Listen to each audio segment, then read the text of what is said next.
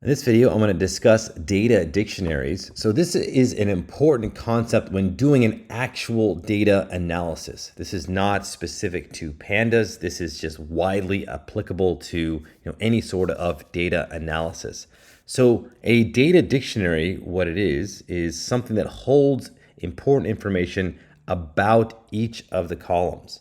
So at a minimum, it describes what is in the column.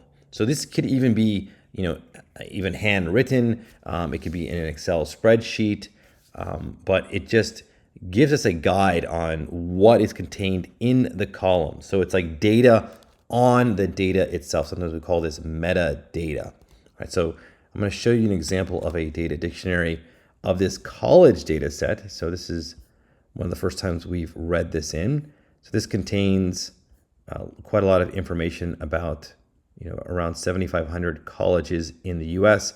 The institution name is put in the index, and then you have all this various information. So if you're just looking at this for the first time, you might not understand what some of these things are. Some of them are a little bit more obvious, but the column names are not described in full. You might see HBCU.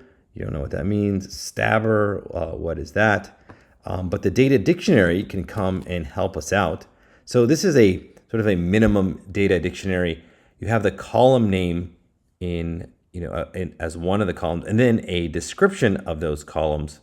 So INSTNM is institution name. Stabber actually stands for state abbreviation. HBCU is historically black college or university. Men only is, it actually tells you what it's coded in. Sometimes a data dictionary will tell you like what these codes are. So here 0 actually doesn't really tell you exactly what it means, but you could probably figure it out. 1 means it's a men-only college. 0 means it is not. So, but a good data dictionary will go into detailed description. For instance, like this SAT verbal mid, this is like the median verbal SAT score for that college. It might also expound on that and say like the minimum score is a 200, maximum is an 800, just to get us a range of SAT scores.